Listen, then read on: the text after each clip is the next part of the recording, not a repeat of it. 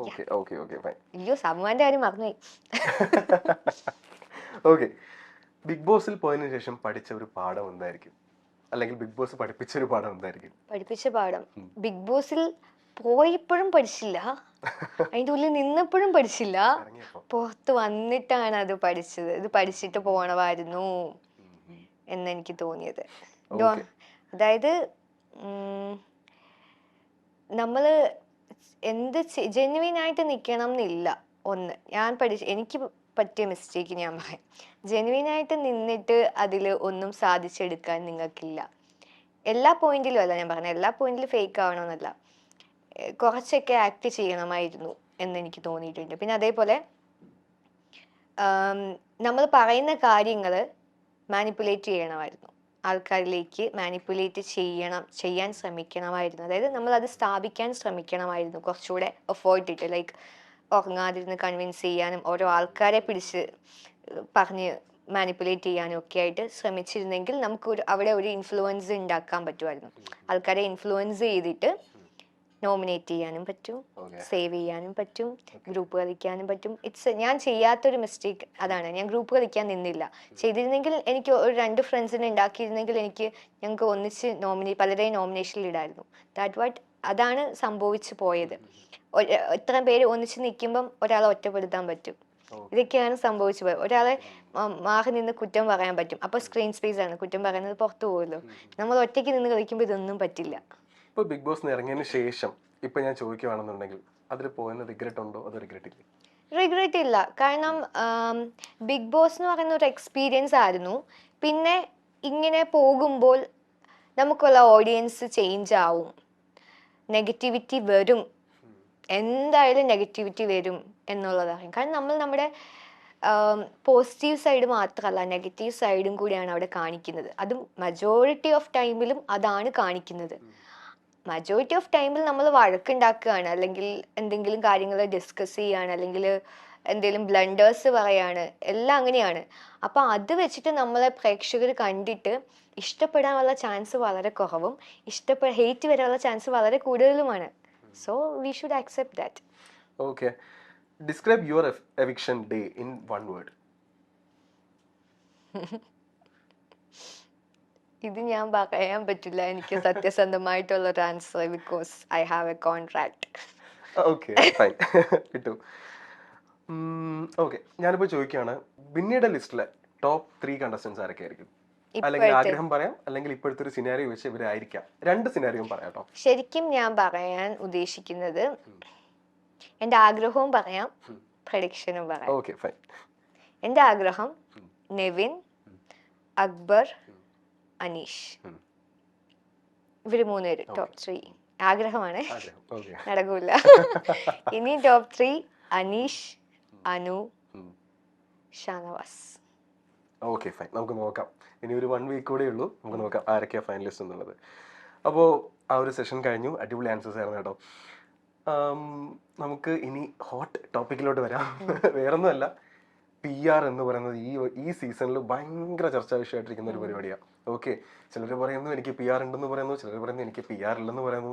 PR ഉള്ളവർ തന്നെ ചിലപ്പോൾ പുറത്തിറങ്ങിയിട്ട് PR വേറൊരാൾക്കുണ്ട് എനിക്കില്ല എന്ന് പറയുന്നു. ഇത് കുറേ ഇങ്ങനെ നടന്നുകൊണ്ടിരിക്കുക. PR എന്ന് പറയുന്നൊരു വിഷയം താങ്കളും അതിനകത്ത് ഒരു പ്രാവശ്യം ഇങ്ങനെ മെൻഷൻ ചെയ്ത് പോയിട്ടുണ്ട്, ഇങ്ങനെ PR ഉണ്ട് എന്ന് പറയുന്ന ഒരു ലൈക്ക് PR കേസ് മെൻഷൻ ചെയ്ത് പോയിട്ടുണ്ട്. ശരിക്കും PR റോൾ എന്താണെന്നാണ് പിന്നെ വിചാരിക്കുന്നത്? ഒരു കണ്ടസ്റ്റന്റിനെ എങ്ങനെയൊക്കെ അപ്ലിഫ്റ്റ് ചെയ്യാൻ പറ്റും? ശരിക്കും PR എന്ന് പറഞ്ഞു കഴിഞ്ഞാൽ ആൾക്കാർക്കൊരു ഇൻഫർമേഷൻ കൊടുക്കുക ഇതെന്താന്നുള്ളത്.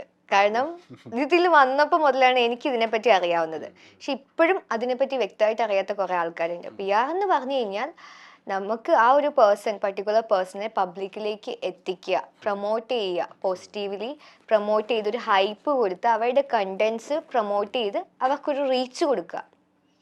അതാണ് PR കൊണ്ട് ഉദ്ദേശിക്കുന്നത്. പോസിറ്റീവ് PR ആണ് PR കൊണ്ട് ഉദ്ദേശിക്കുന്നത്.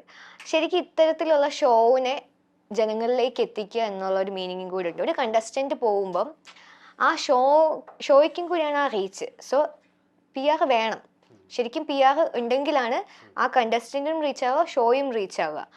അങ്ങനെ PR ചെയ്യുന്ന തെറ്റാന്ന് ആരും പറഞ്ഞില്ല. PR ഇഷ്യൂ ഞാൻ മാത്രമല്ല സംസാരിച്ചത്. ഫസ്റ്റ് ഓഫ് ഓൾ ഇത് ഹൗസിൻ്റെ ഉള്ളിൽ പലതവണ ചർച്ച ചെയ്യപ്പെട്ടിട്ടുള്ള കാര്യങ്ങളാണ്. ഈവൻ അനുമോളുടെ പി ആറിനെ പറ്റി അനുമോൾ പലരുടെ അടുത്തും പറഞ്ഞിട്ടുണ്ട്. കോ കണ്ടസ്റ്റൻസ്, നിങ്ങൾ ആരൊക്കെ എവിക്റ്റായി വരുന്നുണ്ടോ എല്ലാവരുടെ അടുത്തും ഇൻ്റർവ്യൂ എടുക്കാൻ ചാൻസ് കിട്ടുവാണെങ്കിൽ ചോദിക്കുക. ഇത് ഞാൻ പറഞ്ഞല്ല അവർക്കറിയാവുന്നത്, ഓരോ കണ്ടസ്റ്റൻസിനും. അനുമോൾ പറഞ്ഞിട്ടാണ് അനുമോളുടെ പി ആറിനെ പറ്റി അറിയാവുന്നത്. സോ അനുമോളെ കുറച്ച് എന്തെങ്കിലും കാര്യങ്ങൾ വരുമ്പം ഇത് ആ ഹൗസിൽ ചർച്ച ചെയ്യപ്പെടും. അനുമോൾക്ക് പി ആർ ഉള്ളതുകൊണ്ടല്ലേ ഇവളിങ്ങനെ കാണിക്കുന്നതെന്നുള്ള സംസാരങ്ങൾ പലപ്പോഴായിട്ട് വന്നിട്ടുണ്ട് ഹൗസിൽ. ഇതുകൊണ്ടാണോ എന്ന് എനിക്കറിയില്ല. ബിഗ് ബോസ് ഒരു ടാസ്ക് തന്നു. ബിഗ് ബോസ് തന്ന ടാസ്ക് ആണ് ഞാൻ ചെയ്തത്. ഞാൻ ഉൾപ്പെടെ ഉണ്ടായിരുന്ന എത്ര പേരാണോ എനിക്ക് ഓർമ്മയില്ല, 15 പേരാന്ന് തോന്നുന്നു, 15 പേര് ഉണ്ടായിരുന്നപ്പോഴാന്ന് തോന്നുന്നു. എല്ലാവരും മെജോറിറ്റി ഓഫ് ആൾക്കാരും അനുമോളുടെ പേരാണ് പറഞ്ഞത്, ഞാൻ മാത്രമല്ല. പിന്നെ അനുമോൾ അത് നിന്നിട്ട് അനുമോൾ കൊടുത്തിട്ടില്ല എന്നുള്ളൊരു പച്ചക്കള്ളം പറഞ്ഞു. അതവിടെ പറഞ്ഞിട്ടില്ലായിരുന്നെങ്കിൽ ഇല്ല ഞാൻ കൊടുത്തിട്ടുണ്ട്. 16 ലക്ഷം രൂപയൊക്കെയാണ് പി ആർ എന്ന് പറഞ്ഞിട്ട് പി ആർ ടീം എന്നെ അപ്രോച്ച് ചെയ്തിരുന്നു എന്നാണ് ഞാൻ പറഞ്ഞത്. അല്ലാണ്ട് ഞാൻ ഫസ്റ്റ് വന്നത് പി ആറിന്റെ കാര്യം എല്ലാരും പറഞ്ഞു നിർത്തിയപ്പോൾ അനുമോൾ നിന്ന് പറഞ്ഞത് പി ആർ കൊടുത്തിട്ടില്ല എന്നുള്ള രീതിയിലാണ് അതിനെ നിഷേധിക്കുകയാണ് ചെയ്തത്. അപ്പോഴാണ് ഞാൻ പറഞ്ഞത് നീ എൻ്റെ അടുത്ത് പറഞ്ഞു എന്നുള്ളത്. ഇവള് തന്നെയാണ് ബാക്കിയുള്ള കണ്ടസ്റ്റൻസിന്റെ അടുത്തും പറഞ്ഞിട്ടുള്ളത്. പിന്നെ അവളാണ് ചോദിച്ചത് എങ്കിൽ നീ പറ ബാക്കി എത്ര രൂപയ്ക്ക് കൊടുത്തു എന്ന് വരെ എനിക്ക് അറിയാമെന്ന് പറഞ്ഞപ്പം എങ്കിൽ പറ. ഇവൻ എനിക്കത് ഡ്രാഗ് ചെയ്യേണ്ട കാര്യമില്ലായിരുന്നു, ചോദിച്ച് പറയിപ്പിച്ചതാണ്. അത് പറഞ്ഞു. ഇവൻ 16 ലക്ഷത്തിന് അനുമോൾ കൊടുത്തു എന്ന് പറഞ്ഞു എന്നുള്ള തെറ്റ് മാത്രമേ ഞാൻ ചെയ്തിട്ടുള്ളൂ. അതങ്ങനെയാണെന്ന് ഞാൻ സ്ഥാപിക്കാൻ എവിടെയും ശ്രമിച്ചിട്ടില്ല. അത് ശരിയാണോ തെറ്റാണോ, 2 ലക്ഷത്തിനാണോ കൊടുത്തത്, 50,000 ആണോ അഡ്വാൻസ് കൊടുത്തത്, 12 ലക്ഷമാണോ 15 ആണോ 30 ആണോ 5 ലക്ഷമാണോ ഒന്നും എനിക്കറിയില്ല. അനുമോൾ എൻ്റെ അടുത്ത് പറഞ്ഞു. അത് കള്ളമാവാം ശരിയാവാം, അത് പ്രൂവ് ചെയ്യേണ്ട ബാധ്യത എനിക്കില്ല. ഞാൻ ഇത്രേ പറഞ്ഞിട്ടുള്ളൂ, അനുമോൾ എൻ്റെ അടുത്ത് പറഞ്ഞു. അനുമോൾ പറഞ്ഞ കാര്യം തന്നെയാണ് ബാക്കിയുള്ള കണ്ടസ്റ്റൻസും അവിടെ പറഞ്ഞത്. അന്ന് വൈകിട്ട് തന്നെ അവിടെ വെച്ച് പറയാത്ത ആദിലയും ഷാനവാസും സെയിം കാര്യം ഡിസ്കസ് ചെയ്തു, ഇതിന്റെ സെയിം മാറ്റർ. അതായത് അവരോടും പറഞ്ഞിരുന്നു, പുറത്ത് വന്ന് ജിസേൽ പറഞ്ഞു, ജിസേലിനോടും പറഞ്ഞിരുന്നു. ജിസേലിനോട് ബിന്നിയല്ല പറഞ്ഞത്, ഷാനവാസിനോടും ബിന്നിയല്ല പറഞ്ഞത്, അനുമോളാണ് പറഞ്ഞത്. ആദിലോടും ബിന്നിയല്ല പറഞ്ഞത്, അനുമോളാണ് പറഞ്ഞത്. ഇവൻ പുറത്ത് വന്നിട്ടുള്ള എല്ലാ കണ്ടസ്റ്റൻസും പറഞ്ഞു. ഇപ്പൊ കഴിഞ്ഞ ദിവസം ആര്യൻ എവിക്റ്റായി വന്നു. ആര്യന് ഫോൺ കിട്ടുന്നതിന് മുമ്പാണ് ആ ലൈൻ കട്ട് എന്നുള്ള ഇന്റർവ്യൂ എടുക്കുന്നത്. ആര്യനും പറഞ്ഞു, ബിന്നിയല്ല ആര്യനോട് പറഞ്ഞത്. സോ ഇത് ഹൗസിന്റെ ഉള്ളില് അനുമോൾ തന്നെയാണ് ഒരു പോയിന്റിൽ അല്ലെങ്കിൽ വേറൊരു പോയിന്റിൽ ഡിസ്കസ് ചെയ്തിട്ടുള്ളത്. 16 ലക്ഷമാണോ എന്നുള്ളത് എനിക്കറിയില്ല. ഇവൻ ഞാൻ അങ്ങനെ സ്ഥാപിക്കാൻ പോലും ശ്രമിച്ചിട്ടില്ല. പി ആർ കൊടുക്കുന്ന തെറ്റാന്ന് ഞാൻ പറഞ്ഞിട്ടില്ല. അനുമോൾ അതുകൊണ്ട് മാത്രമാണ് നിൽക്കുന്നതെന്ന് ഞാൻ പറഞ്ഞിട്ടില്ല.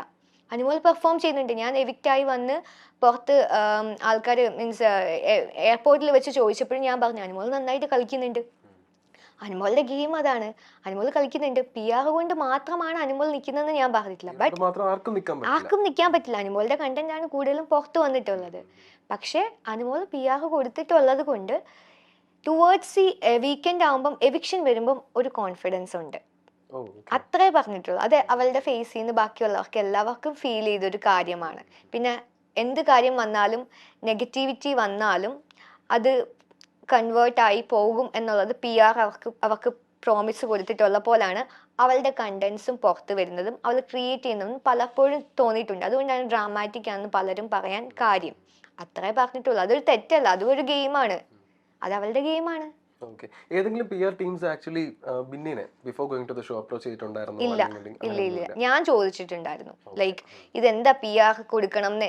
ഞാൻ പോകുന്നതിന് മുമ്പ് 2-3 കണ്ടസ്റ്റൻസിന്റെ അടുത്ത് മീൻസ് അറിയാവുന്നവരുടെ അടുത്ത് ചോദിച്ചപ്പോൾ ഇതെന്താ PR കൊടുക്കണോ വേണ്ടയോ ചോദിച്ചപ്പോൾ കുറച്ച് പേര് പറഞ്ഞു കൊടുക്കണം, കുറച്ച് പേര് പറഞ്ഞു കൊടുക്കണ്ട. അപ്പൊ ഇതെന്താന്ന് അറിയാൻ വേണ്ടി ഞാൻ ചോദിച്ചിരുന്നു. അപ്പൊ ചോദിച്ചപ്പം ഇല്ല അവർ ഓൾറെഡി ആളെ എടുത്തു എന്ന് പറഞ്ഞു. ആരാന്നൊന്നും നമുക്കറിയില്ല, ഏതാളാന്ന് പോലും നമുക്കറിയാം. ഈവൻ പ്രഡിക്ഷൻ ലിസ്റ്റിൽ 10, 20, 25, 30 പേരുടെ പേരൊക്കെ പല പ്രഡിക്ഷൻ ലിസ്റ്റും കണ്ടു. ഇതിൽ എത്ര പേരാണ് കൺഫേം ആയിട്ട് വരുന്നതെന്ന് പോലും എനിക്കറിയില്ല. അപ്പൊ ഇത് ഏത് കണ്ടസ്റ്റന്റ് ആണെന്നൊന്നും അറിയില്ല. ഇത് അനുമോൾ ആയിരുന്നോന്ന് പോലും എനിക്കറിയില്ല. വേറെയും കണ്ടസ്റ്റൻസിന് PR ഉണ്ട്, ചിലപ്പോൾ അവരാവാം. അപ്പൊ ഇങ്ങനെ ചോദിച്ചിരുന്നു. പിന്നെ ഇത്രയും എമൗണ്ട് നമ്മൾ PR കൊടുത്തിട്ട് ഞാൻ അതിൽ പോയി ഇത്ര ദിവസം നിൽക്കുന്ന ഒരു എമൗണ്ട്, എനിക്ക് കിട്ടുന്ന എമൗണ്ട്, ഞാൻ ഇത്ര എമൗണ്ട് കൊടുത്തു കഴിഞ്ഞാൽ എനിക്ക് നെഗറ്റീവ് എന്തായാലും പുറത്ത് പോകുന്നതുകൊണ്ട് ചീത്ത പേര് BB പോകുന്നതുകൊണ്ട് ഒരു നെഗറ്റീവ് ഇതാ വരും എന്തായാലും. പിന്നെ PR കൂടെ കൊടുത്തിട്ടായാലും എനിക്ക് അത്രയും പൈസ ലോസ് ആവുകയാണ്. ഞാൻ കപ്പെടുക്കാൻ വേണ്ടി പോയ ഒരാളല്ല.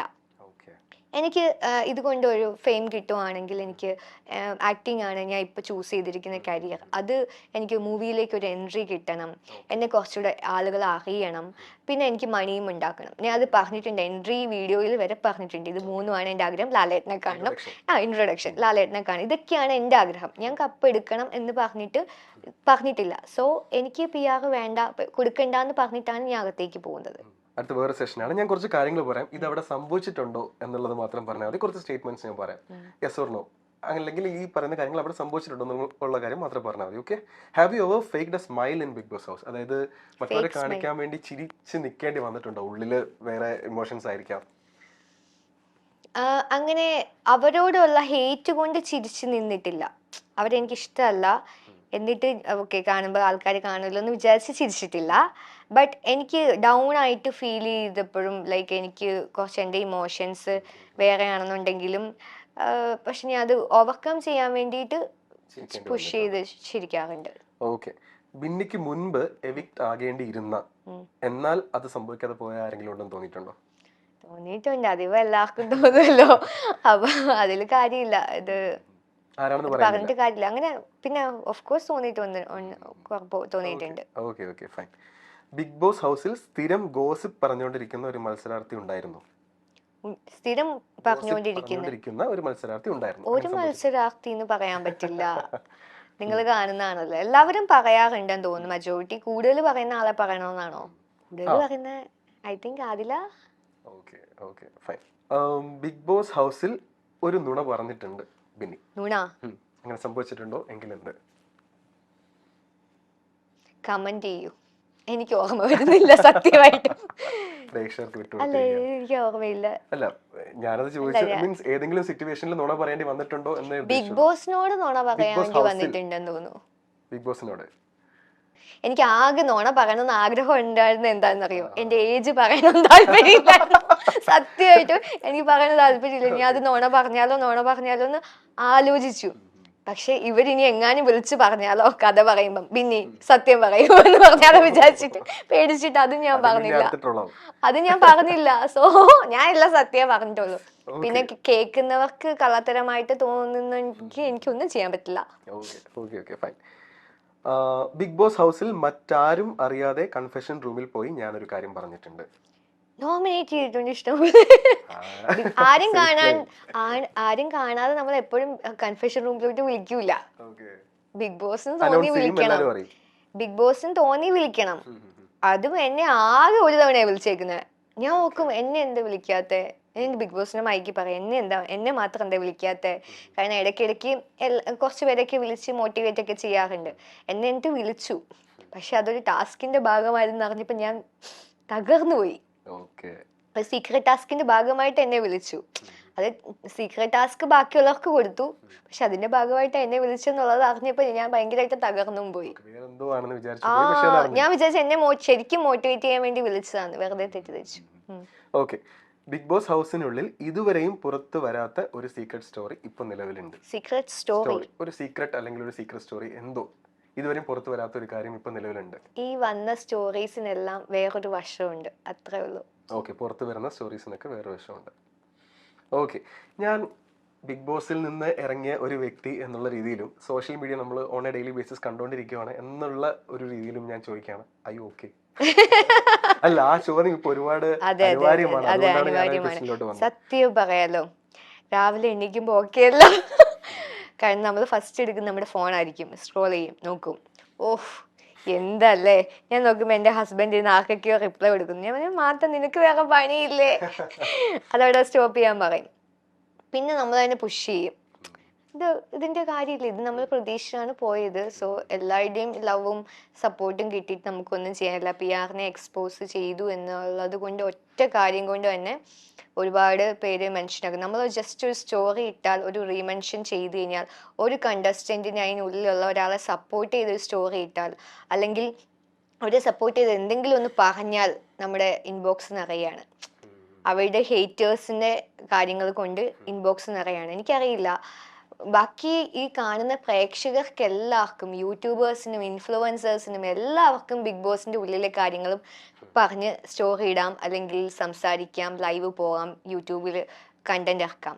അതിൻ്റെ ഉള്ളിൽ നിന്ന് വന്ന ഒരാളായിട്ട് നിന്നിട്ട് ഞാൻ കണ്ട കാര്യങ്ങൾ എൻ്റെ പെർസ്പെക്റ്റീവ് പറയുമ്പം ആൾക്കാർക്ക് അത് ഫുൾ ലൈക്ക് നമ്മളിപ്പോൾ ഒരു പബ്ലിക് പ്രോപ്പർട്ടി ആയ പോലെയാണ്, പബ്ലിക് ഫിഗർ ആയല്ലോ. അപ്പം നമ്മുടെ എല്ലാ കാര്യത്തിലും ആൾക്കാർ ഭയങ്കരമായിട്ട് എന്താ പറയുന്നത് അറിയാൻ ശ്രമിക്കുന്നുണ്ട്. കാര്യങ്ങളിലേക്ക് ആവശ്യമില്ലാതെ വന്ന് കമൻ്റ് ഇടുകയും പേഴ്സണൽ ലൈഫ് എല്ലാത്തിലും വന്ന് ഇടപെടുന്ന ഒരു പ്രവണത കാണുന്നുണ്ട് സോഷ്യൽ മീഡിയയിൽ. അത് ഭയങ്കര എന്താ പറയുന്നത് ഭയങ്കര മോശമായിട്ട് തോന്നുന്നുണ്ട്.